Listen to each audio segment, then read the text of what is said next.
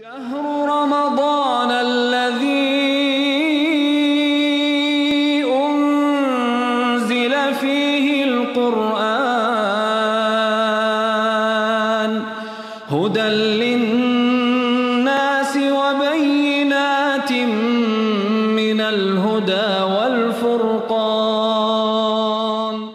عن أبي هريرة رضي الله عنه قال رسول الله صلى الله عليه وسلم Qul wa amal ibni Adam yudha'af al-hasanatu amsalha ila 700 dha'f.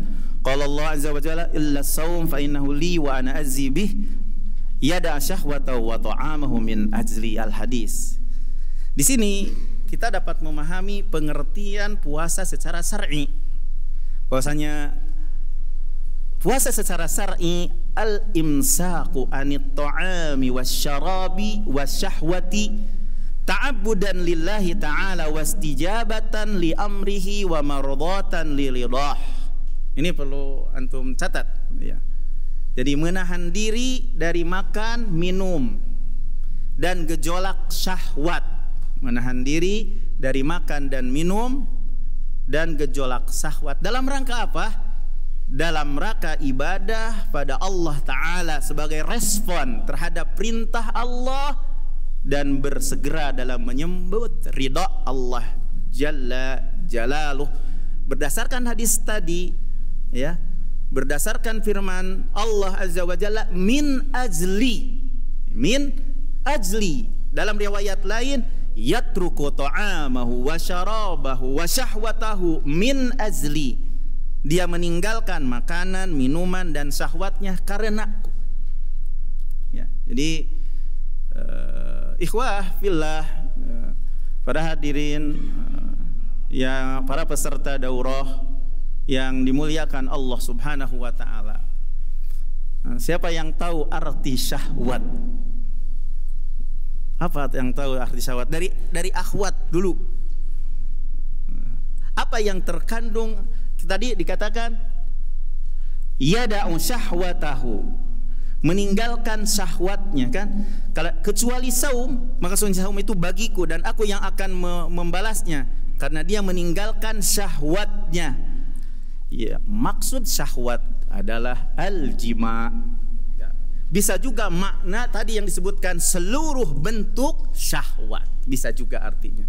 Jadi bisa arti syahwat di sini adalah jima dan bisa seluruh bentuk syahwat. Jadi alhamdulillah dipadukan antara saya dengan antum semuanya.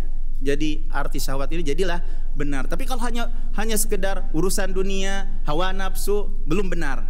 Tapi yang diinginkan adalah al-jima.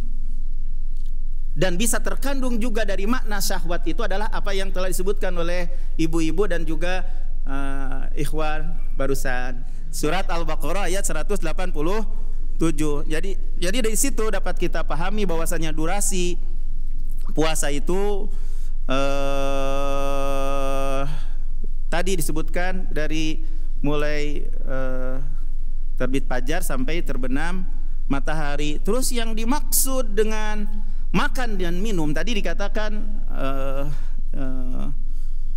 apa yang dimaksud dengan makan dan minum? Kan kita harus menahan diri daripada makan dan minum. Harus kita tinggalkan juga syahwat kan.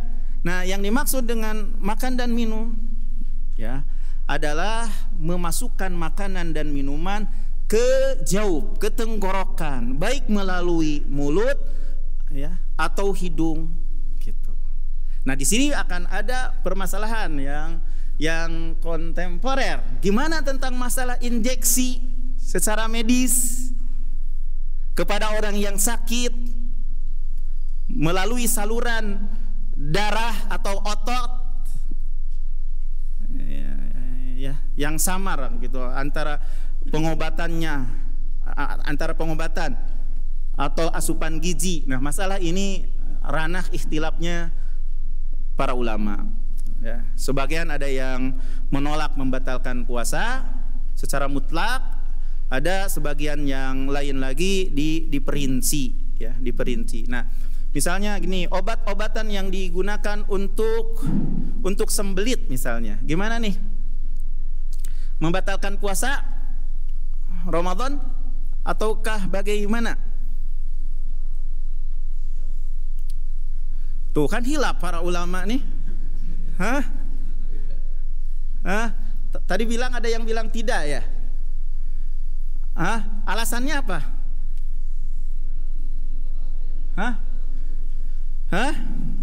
Alasannya apa? Kata antum ini batal apa tidak batal? Yang masalah obat sembelit, mengatasi sembelit, batal apa tidak batal?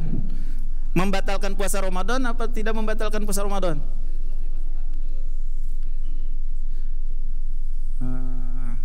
Tidak membatalkan puasa Ramadan. Betul, sebab bukan untuk asupan gizi. Ya, betul. Justru malah mengosongkan isi perut. Makanya tidak termasuk membatalkan puasa. Iya, betul. Tapi nggak dikasih hadiah. Iya. Obat asma gimana obat asma? Ya, sesak napas. Terus jenis atau ya seperti itu bagaimana? Bagaimana nih? Menurut pendapat antum semuanya nih? Tidak boleh? Berarti membatalkan? Obat asma dan sesak napas. Dengan ada semprot uap ya atau asap ya seperti itu. Menurut pendapat ibu-ibu adalah tidak boleh. Tapi menurut pendapat yang terkuat dari dua pendapat ulama fikih, ini yang kita ambil, tidak membatalkan puasa Ramadan. Ibu-ibu kasihan ya nggak dapat hadiah. Tidak membatalkan puasa, Bu. Tidak membatalkan puasa karena obat itu kan, kenapa alasannya? Karena berbentuk gas dan tidak sampai ke lambung.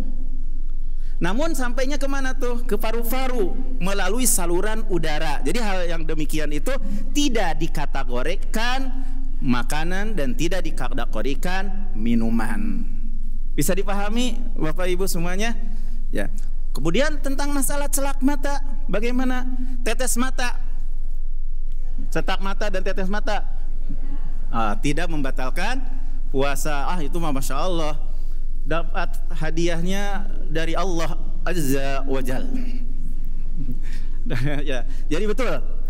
Adapun gimana nih tentang obat tetes hidung? Nah ini gimana obat tetes hidung? Batal apa tidak batal? Ini dapat hadiah nih Insya Allah. Tapi saya pinginnya itu nunjuk dulu langsung, jangan langsung menjawab begitu. Mau dari ibu-ibu, mau dari bapak-bapak? Ibu-ibu mau dikasihkan ke bapak-bapak atau ke ibu-ibu? Ke ibu-ibu aja dulu lah. Kita harus lebih sayang kepada ibu-ibu. Ya, silakan ibu-ibu. Ya, gimana? Obat hidung, obat tetes hidung, membatalkan puasa Ramadan atau tidak membatalkan puasa Ramadan?